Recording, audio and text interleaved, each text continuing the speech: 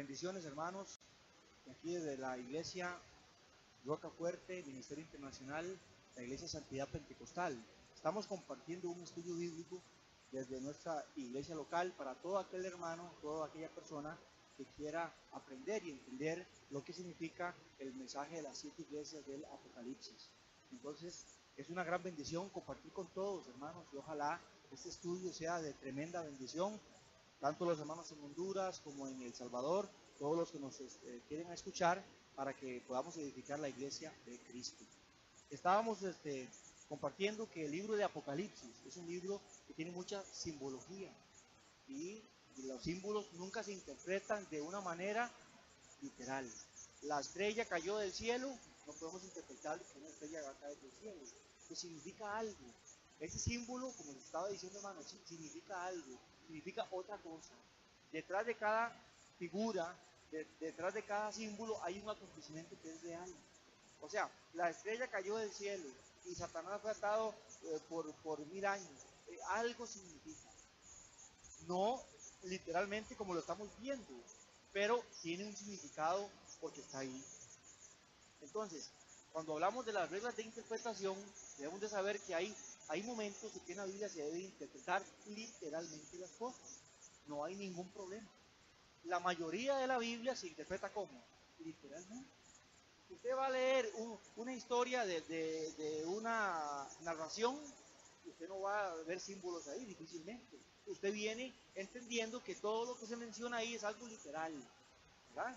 El pueblo cruzó el Mar Rojo, eso es literal, es un relato. El pueblo cayeron la roca, el agua, el pueblo fuego, Sodoma y Gomorra, es algo literal, es una historia real y literal. Hay un relato histórico. Entonces, generalmente, cuando es así, todo lo que sucede es real, ¿verdad? El pueblo de Israel cruzó el río Jordán con Josué, todo eso es literal. Lo malo que son los reyes de Israel es literal. Usted debe interpretarse literal lo que es el Génesis, lo que es Josué, los libros históricos, los profetas. Son cosas literales que usted nomás, simplemente usted lee y usted va interpretando, porque le están contando a usted qué está sucediendo. Es un acontecimiento histórico. Pero cuando usted lee el Apocalipsis, usted no puede ir con la misma velocidad de interpretación literal, porque hay cosas que no son literales. Y eso es lo que usted y yo tenemos que entender. Yo no puedo entender la simbología, yo no la puedo entender de una manera literal. Las metáforas no son literales, las alegorías no son literales, las parábolas no son literales, pero significan una verdad. Como les estaba diciendo ahora, Jesús nunca habló metáforas, alegorías o parábolas para decir algo que no existía. Todo lo que él dijo era real. Cuando habló de la moneda perdida, de la oveja perdida, es algo real, pero lo utilizó en manera de parábola, ¿verdad? Y eso es importante que usted lo pueda entender. Toda historia que Jesús decía o se inventaba era para enseñar una verdad, y eso es lo que usted tiene que entender. En el libro de Apocalipsis hay cosas que se entienden literalmente y otras se deben entender simbólicamente. Ahora, volviendo al estudio del miércoles pasado, Apocalipsis fue escrito para ser entendido. ¿Se recuerdan? Apocalipsis no fue escrito para eruditos de hoy de las grandes universidades en Europa o en Estados Unidos o en Latinoamérica, que son los únicos que tienen la interpretación. Eso es un grave error. Tiene que quitarse eso de la cabeza. Apocalipsis no fue escrito para usted ni para mí. Fue escrito primeramente para quién. ¿Qué fue escrito? 7 iglesias de Asia Menor. La carta va dirigida a las 7 iglesias de Asia Menor. Ya en el transcurso del estudio vamos a ver lo que es la parte de la aplicación, ¿verdad? Porque usted se estará preguntando, hey, entonces nada de lo que dice la carta yo me lo puedo aplicar. Eso es otra cosa, se llama aplicación. En la interpretación usted tiene 3 pasos: la observación, la interpretación y la aplicación. Una mala observación nos lleva a una mala interpretación y por ende a una pésima aplicación. Entonces, Apocalipsis fue escrito para ser entendido. Juan está preso en la isla de Patmos por la causa del Evangelio, preso político, como lo vimos el miércoles pasado, ¿verdad? Yo, vuestro hermano, estoy pasando las mismas tribulaciones. Qué tremendo. Juan está pasando las mismas necesidades que los hermanos de Asia Menor de las 7 iglesias. Yo me pongo ahora a pensar, y lo he comentado con ustedes, hoy los grandes ministerios, los grandes apóstoles, los grandes profetas andan por el mundo, viven tan bien, y los apóstoles, yo los veo pasando grandes situaciones, grandes necesidades, se exponen al peligro por la causa del Evangelio. Y Juan, el último apóstol, no es la excepción. Yo, vuestro hermano, en la tribulación. ¿Dónde estaba Juan cuando el Señor se le reveló? En la isla de Malta. Ser cristiano en esa época era ilegal. La religión, la fe cristiana, no era legal en el imperio. Fue hasta después del año 312 después de Cristo, cuando Constantino, el emperador de Roma, dijo que ya era legal la fe cristiana, pero antes era ilegal. Antes eran los dioses griegos y los dioses romanos los que contaban, ¿verdad? Las filosofías de la época llenaba el corazón de las personas. No era la creencia monoteísta que usted y yo hoy tenemos. Monoteísmo significa la creencia en un único Dios. Ese pensamiento en el Imperio Romano no era posible. Era una cultura politeísta, que significaba la creencia en muchos dioses. Ellos creían cualquier cantidad de dioses. Y ahora viene Cristo, revelándose como el Hijo del Dios viviente, y era una estupidez para ellos. Entonces Juan, al igual que Pablo, los apóstoles, predicaron el Evangelio en una cultura llamada la cultura greco-romana. La cultura greco-romana. Y es donde es el contexto histórico del libro de Apocalipsis. Usted no puede hablar de Apocalipsis, hermano, sin entender por qué fue escrito, cuál era la situación que estaba pasando, quién lo escribió, cuándo lo escribió y para quién fue escrito. Por lo tanto, mis amados hermanos, Apocalipsis no fue escrito para meter miedo a nadie. Apocalipsis, como dije el miércoles pasado y lo prediqué el domingo, Apocalipsis fue escrito para dar esperanza a 7 iglesias de Asia Menor que estaban siendo perseguidas, que estaban siendo maltratadas, que estaban sufriendo. Y ese es lo que el tema central del libro. El propósito de la carta era que, hermanos, darle esperanza y fe a un grupo de hermanos en Asia Menor, la actual Turquía, que estaban sufriendo por la causa de Cristo. Y en medio de ese sufrimiento de esos hermanos, aparece el Señor, se le aparece a Juan, como dice Juan, estando yo en el día del Señor, se le aparece el Señor, le dice, escribe lo que ves. Y ahí empieza el relato. Pero ¿cuál es el trasfondo? ¿Qué es lo que está pasando? ¿Cuál es el medio ambiente de Juan para que se inicie esta revelación de la carta?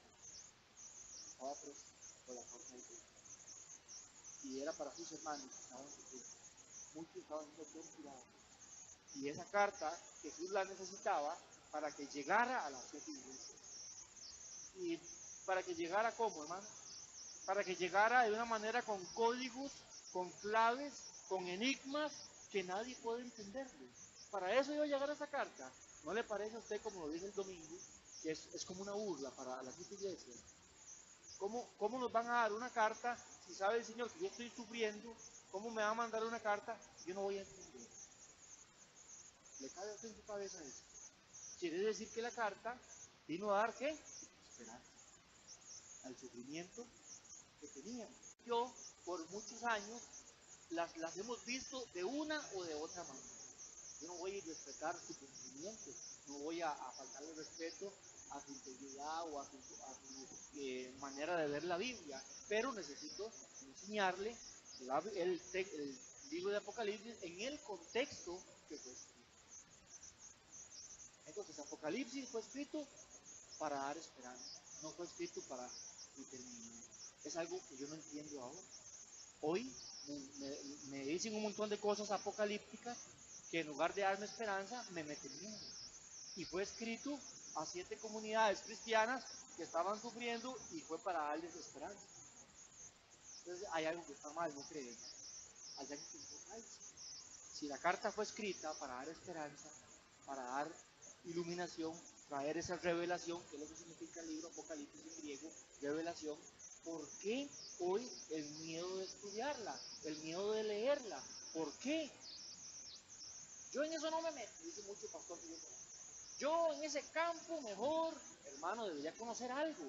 Yo estoy de acuerdo que uno debe ser responsable. Y si uno no domina un tema, yo creo que sí, que hay que traer a alguien que se especializa y que lo puede dar. Pero eso no significa, eso no exente al pastor de que no haga nada. Y que diga cualquier tontera y sino que nunca toque ese libro en toda la vida. No fue escrito para eso. Fue escrito para dar esperanza. En aquel tiempo y hoy también. Entonces, Juan sabe perfectamente que hay cosas del libro, de la carta, que tal vez no se cumplirán en el momento de él, cosas futuras.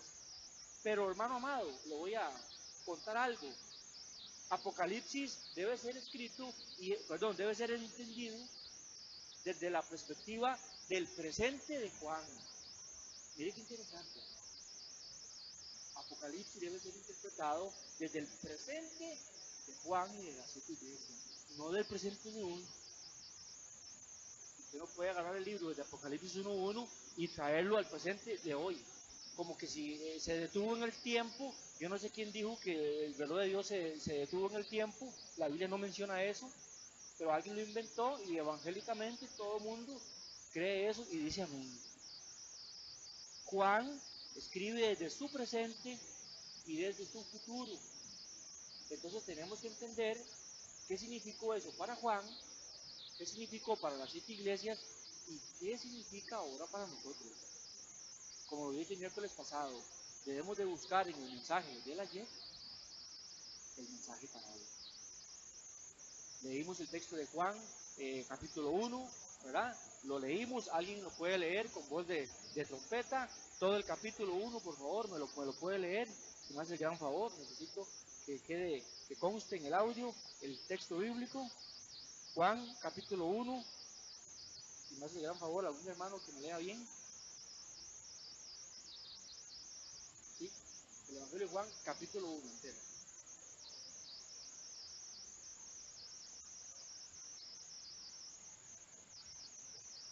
Perdón, Juan, el Apocalipsis, ¿verdad? Sí. Apocalipsis, capítulo 1. Disculpe, ¿ahí? Apocalipsis, capítulo 1.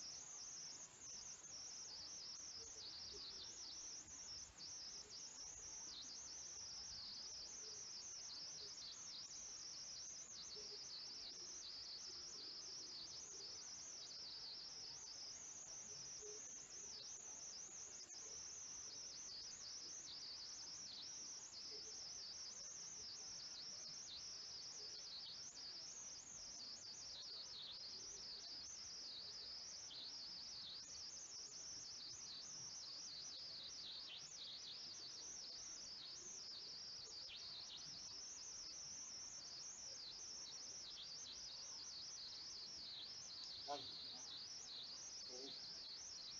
Ahí tenemos el texto en el capítulo 1, que fue el que vimos el mismo.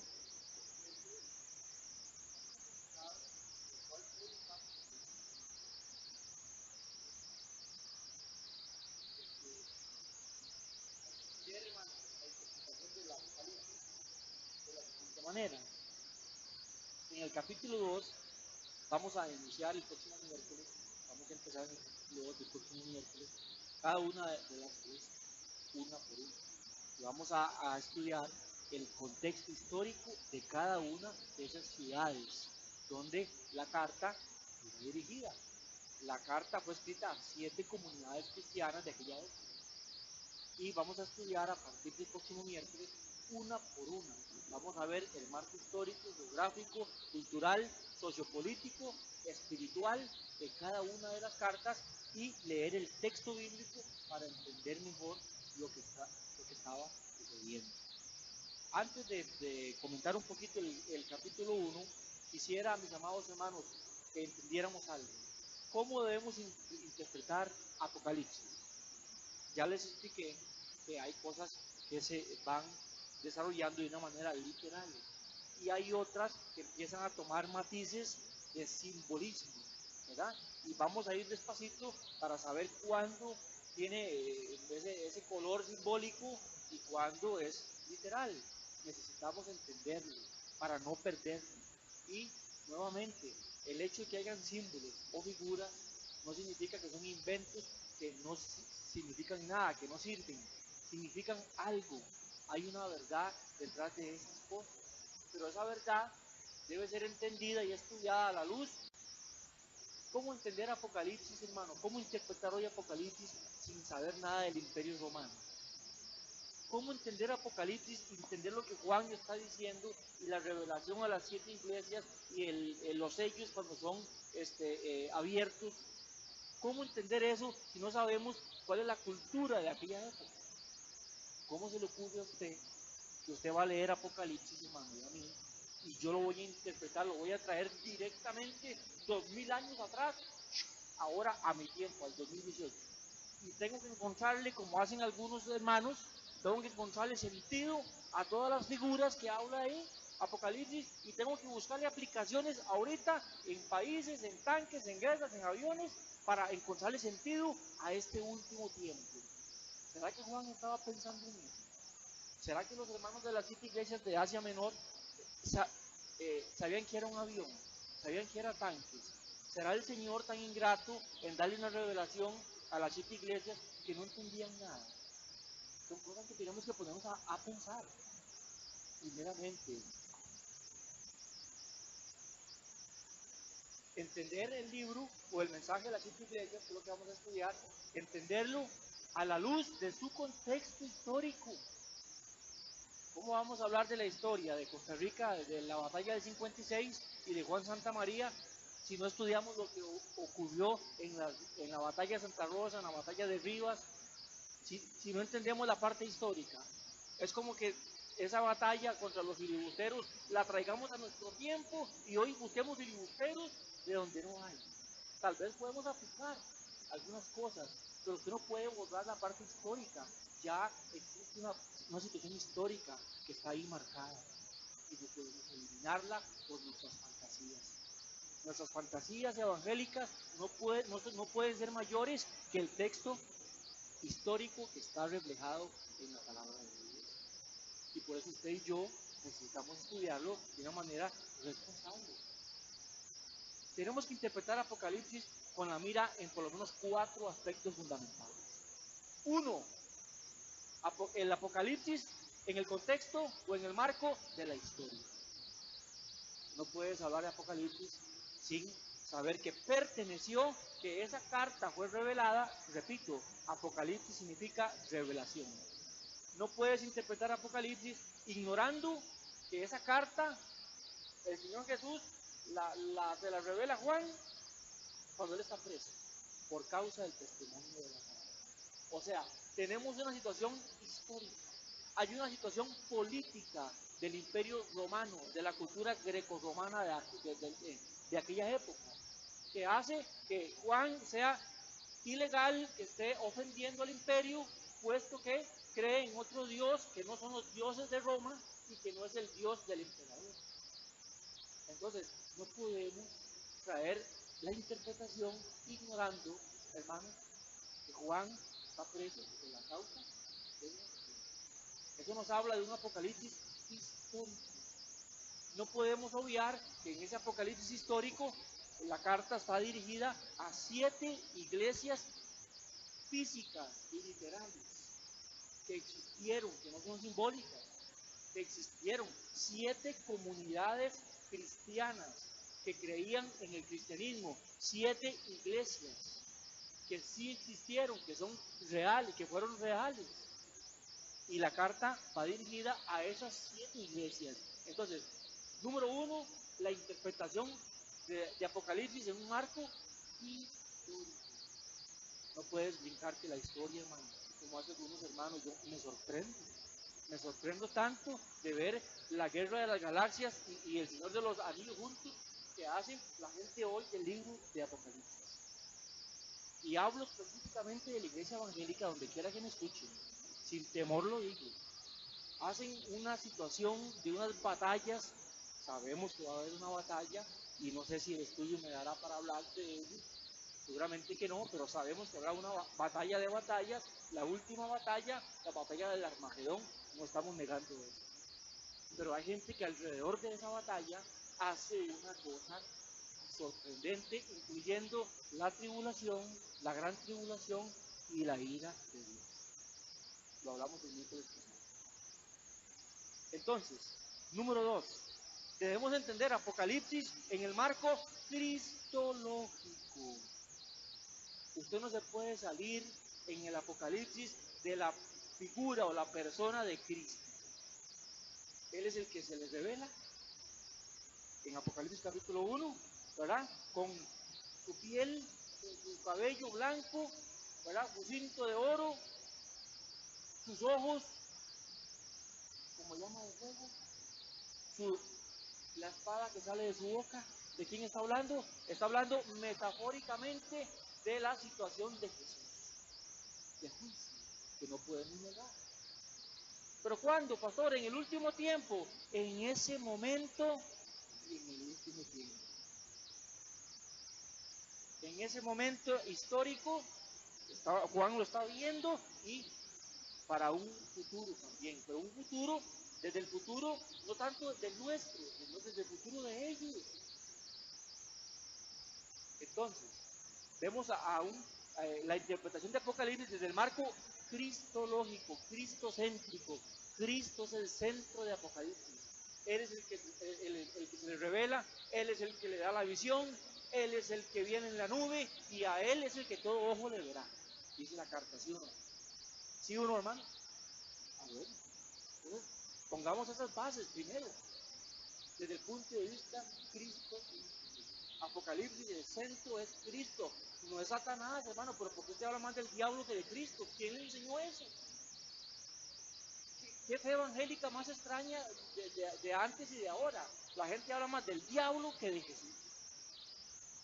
¿Pero qué fue? ¿Que Cristo nos mandó a hablar del diablo por las casas? Dígame, hermano. No entiendo. Cristo dijo, vayan por todo el mundo y hagan discípulos y prediquen este evangelio. ¿Qué es el evangelio? La alegre noticia, la buena noticia. Ese es el evangelio, eso es lo que ustedes tenemos que ir a predicar. Pero usted habla más del diablo que de Jesús. Las iglesias le dan más culto al diablo que a Jesús. Están viendo a ver cuántos demonios sacan, quién bota espuma por la boca, quién se desmaya, quién pone los ojos en blanco, quién tiene un espíritu, quién tiene una maldición. Y no es que nada de eso suceda, estamos de acuerdo que existe, pero Cristo no nos mandó a hablar de eso, nos mandó a hablar de la buena. Y ya cuando el enemigo se presenta, pues como el mismo Jesús dijo, lo echamos fuera en su nombre, amén. Claro que sí, pero no andamos retando al diablo, no andamos por los valles de la abuelita ahí diciendo, ¿dónde está Satanás para echarlo fuera? Así no se actúa, hermano. Vamos a hablar del amor de Dios, vamos a sanar al que está enfermo, vamos a levantar al que está quebrantado de espíritu. vamos a restaurar al que está hundido. Y si se manifiesta algo, de paso lo echamos fuera, amén. ¿Ve la diferencia? No andamos retando a nadie. ¿Cuándo usted vio a Cristo que anduvo retando al diablo? A ver, dígame. ¿Cuándo usted vio a Jesús diciendo, ¿dónde está Satanás? Venga, ahora sí vengo, soy yo. ¿Cuándo le dijo? El enemigo se le aparecía. Y Jesús le decía, déjalo, déjalo. Y ya, eso era todo. Pero hoy en día la iglesia le da una importancia enorme a Satanás. No que no exista, no que no tenga influencia, claro que sí, hermano. Pero necesitamos volver a esa interpretación cristológica de el centro es Jesús, el centro del Apocalipsis es Jesús. Jesús se le revela a Juan. El mismo Jesús dice, Juan dice, todo ojo le verá.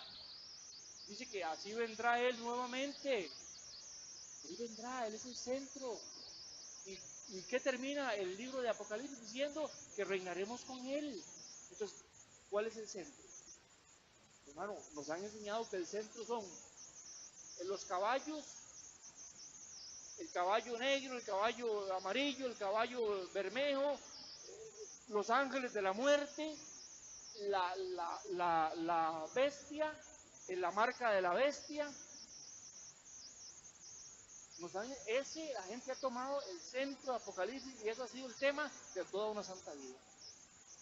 Pero usted no puede interpretar eso, no puede interpretarlo de esa manera. Tiene que entender que el centro es Jesucristo. Los hermanos cuya carta les va a llegar dentro de poco tiempo, en el contexto de Juan, están esperando una carta de un Jesús que se les revela y que les va a dar esperanza en medio de las pruebas que ellos tienen. Nunca olviden eso. Número 3. Vamos a interpretar Apocalipsis desde el mar. Entonces vemos a un Apocalipsis de un marco pastoral. Se está preocupando por las personas que están sufriendo. Juan saca un corazón pastoral y dice, hermanos, yo partícipe con usted de las tribulaciones, de la paciencia y del reino de Dios. Lo vimos el domingo, ¿no? Ahí lo dice en el capítulo 1. Yo estoy sufriendo con usted, tengamos ánimo, tengamos paciencia, hermano. Mire, es un pastor. Y si lo revela otro pastor, actuando con un corazón pastoral como es Jesús. Porque Él es el alfa y la omega, el principio y el fin, el que es, el que era y el que ha de venir, ¿ve? El todopoderoso. Apocalipsis en el marco pastoral. Qué bendición. Vamos a ver Apocalipsis en el marco práctico, como número 4. Hay que interpretar Apocalipsis en la práctica. ¿Cuál práctica, pastor? En la práctica de la vivencia de la época, de los hermanos que estaban ahí, tanto de Juan, estando preso, como tanto las 7 iglesias que estaban siendo perseguidas. Había una práctica. La carta iba a producir ¿qué? Una práctica, una vivencia ¿qué? Inmediata para esos creyentes. Si no, díganme una cosa, hermano, ¿qué sentido tiene que esa carta les pueda llegar? Imagínese usted está siendo perseguido y yo, estamos sufriendo, y nos llega una carta, Flori, que no entendemos, no sabemos interpretarla, solamente los más inteligentes, como hoy se nos ha enseñado, solo las mentes más brillantes, solo en las grandes cátedras, solo en las mejores universidades, solo la gente elegida son los que pueden interpretar. Pero hay que interpretar Apocalipsis en el marco de la práctica. Estaban deseando que esa carta llegara para que ellos la vivieran, la entendieran y se fortalecieran. Si no, ¿qué sentido tenía para ellos? Díganme, ¿qué sentido tiene una carta de Jesús que es urge, que es rápido? Juan, escribe lo que estás viendo y envíalo a las 7 iglesias de Asia Menor. Y una vez le dice a quiénes lo tiene que enviar. Órdenes específicas de envío de esa carta. El marco práctico. Hay que interpretar Apocalipsis de la práctica, de la vivencia de Juan, como de las 7 iglesias, de todos los cristianos, los hermanos de esas 7 comunidades cristianas. Usted no puede dejar la práctica, la vivencia a un lado por las especulaciones suyas y mías de hoy. Y hermano, discúlpeme, pero usted no puede burlarse de la historia del Apocalipsis y de Juan y de las 7 iglesias de Asia Menor por las fábulas y fantasías que a usted y a mí nos han enseñado. Usted no puede obviar, número uno, la parte histórica del canto, la parte cristocéntrica de la carta, la parte pastoral de la carta y la parte práctica. Cuando usted tiene esas cuatro cosas, usted ya puede empezar. Ahora sí, vamos a leer las 7 iglesias el próximo miércoles. ¿Pero cómo? De una manera responsable. Vamos a dar lectura y vamos a entender cómo vivían cada una de esas iglesias. ¿Qué les pide el Señor? ¿Qué les demanda? Y claro, vamos a explicar claramente que podremos hacer una buena interpretación para hacer una aplicación a nuestro tiempo hoy. ¿Qué mensaje a esas 7 iglesias nos sirve? ¿Qué debemos tener? ¿Qué debemos aplicar hoy nosotros como iglesia del año 2018? ¿Qué es para nosotros ese mensaje? A usted y a mí nos enseñaron que es todo el mensaje, o sea, desde Apocalipsis 1 hasta el final, todo es para este tiempo. Entonces, ¿dónde queda la historia? ¿Dónde queda todo? Hermanos, algo importante. En Apocalipsis 1 dice, dichoso, feliz, bienaventurado, dice otra versión, el que escucha, el que entiende, el que pone por práctica las palabras de esta profecía, porque el tiempo está cercano. Díganme una cosa, hermano, ¿cómo va uno a entender y a poner por obra cosas que no entiende? Díganme, por favor, explíquenme. ¿Cuál es la orden de Jesús? Feliz, o sea, Jesús estaba deseando que esa gente recibiera esa carta para que la comprendieran. ¿Para qué? Para que fueran dichosos y la atesoraran y la practicaran, la guardaran. ¿Se da cuenta, hermano? Entonces, resulta que ellos no tenían ningún problema en entender la carta. El problema lo tenemos nosotros hoy. Lo que fue muy claro para la antigua iglesia de Asia Menor, hoy no es tan claro para nosotros. Pero eso no es culpa de ellos. Eso no es problema de ellos. Eso no es problema de Juan, es más, ni siquiera problema de Jesús. La carta está ahí. 2000 años después, el Espíritu Santo ha querido que trascienda y que entrara en el canon bíblico para que hoy usted y yo la leamos y nos demos cuenta que el centro de la carta es Jesús y que Jesús tiene control de todas las cosas. Desde el inicio, cuando se le presenta a Juan en la visión, hasta la autoridad que tiene de desatar los sellos. No, es que eso nadie lo puede entender, es muy difícil. Jesús le dice a Juan, en el capítulo 4, 5, el poder del Espíritu. Entonces, Jesús demuestra que Él tiene el poder. Nuevamente en la carta queda reflejado que Jesús tiene el control. Él desata los sellos. Él viene con Él viene a defender a su pueblo. Él viene a reinar. Entonces el centro de la carta aquí es el diablo, es la bestia, es el falso profeta, es la marca de la bestia, el 666. Ese es el centro de la carta. No está viendo lo más obvio, lo más importante. ¿Quién está revelando esta revelación? Valga la redundancia. Es Jesús. Se la está dando su siervo Juan, para que Juan la comunique a esas 7 comunidades. ¿Qué es? ¿Que habían solo 7 iglesias?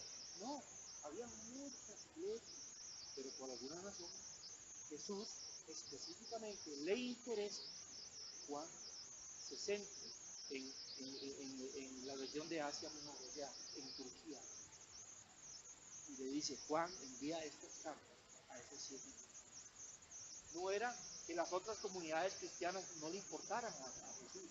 Sí, pero con estas seguramente entran todas las demás. Diferentes características de todas las demás. Posiblemente podríamos pensar que estas 7 iglesias cumplen una característica de todas las iglesias del mundo. Si lo queremos ver de esa manera. Pero el mensaje es centrado en 7. ¿Cómo se siente? ¿Estamos bien? Dígame algo. siente tranquilo, se siente intranquilo. ¿Había puesto atención usted a eso? Anteriormente, ya lo sabía, no lo sabía. Ya lo sabía, qué bueno, y si no, sea humilde y pues, seguimos. Pues, entonces, entendiendo esto, el próximo miércoles entraremos en la sección. Pero siguiendo el capítulo 1, lo hemos estado desarrollando, Juan dice, feliz, dichosos, los que leen, los que ponen por obra, los que practican este mensaje, porque el tiempo está cerca. Pues, ¿qué significa eso? Carlos, ¿qué significa esto? Que Jesús le interesa que los oyentes de Asia Menor comprendan.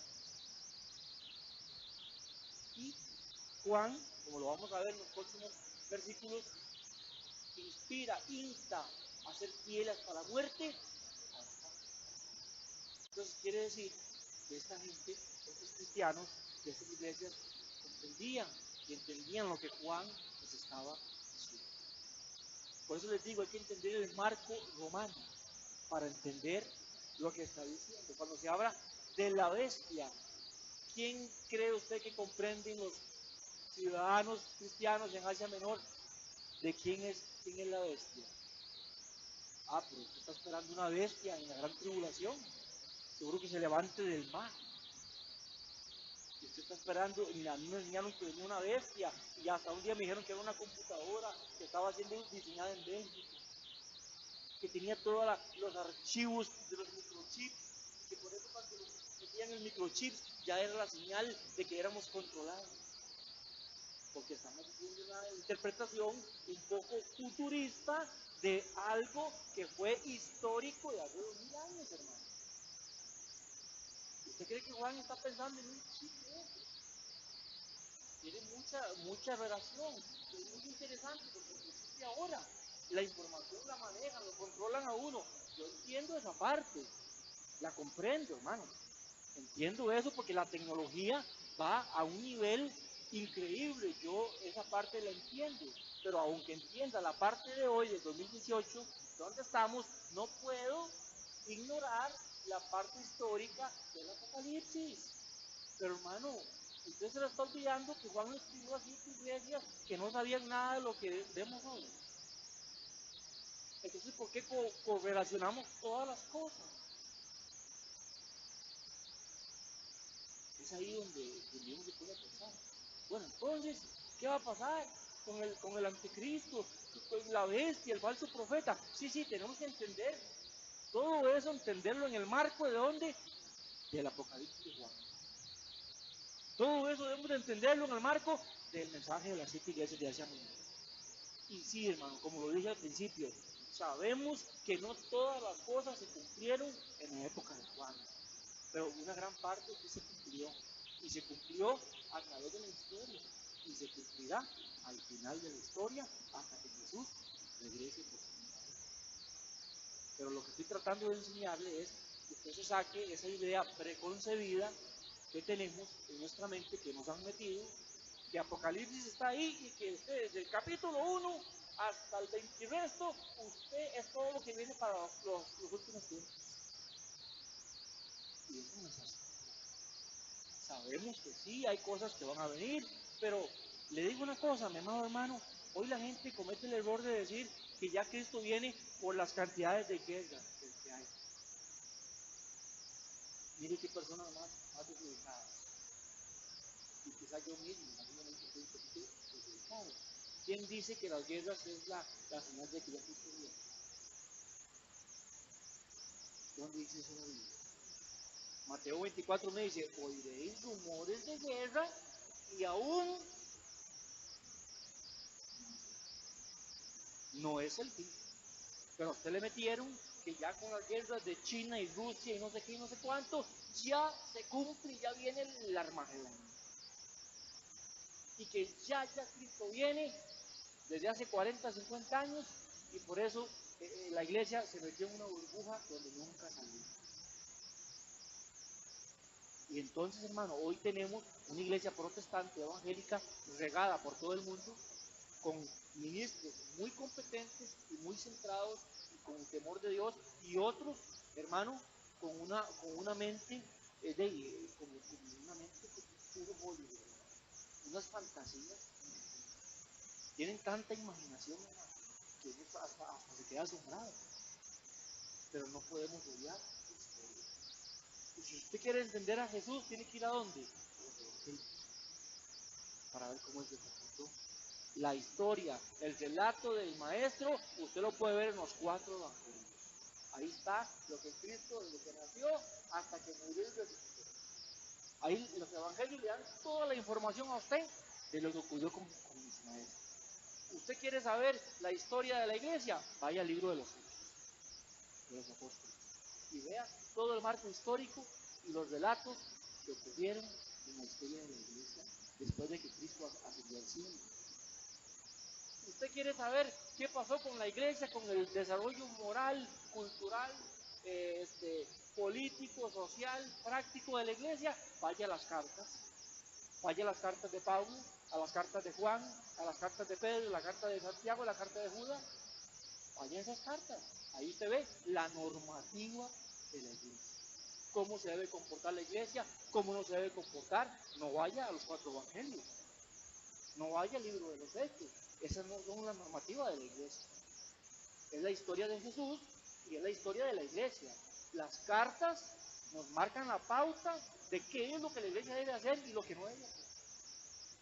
Es lo que regula a las diferentes comunidades de fe de aquel tiempo. Por eso es que usted y yo andamos haciendo prácticas de los evangelios y del Antiguo Testamento que ya no tenemos que hacer. Pero eso no lo voy a explicar ahora. Estoy diciendo que hay informaciones muy claras y muy concretas en la Biblia. Si quiere saber qué pasa con el Apocalipsis, ¿a dónde tenemos que ir? Al mundo del imperio romano y al contexto histórico, político, social, espiritual y práctico del apóstol Juan y de las 7 iglesias de Asia. Damos un aplauso al Señor.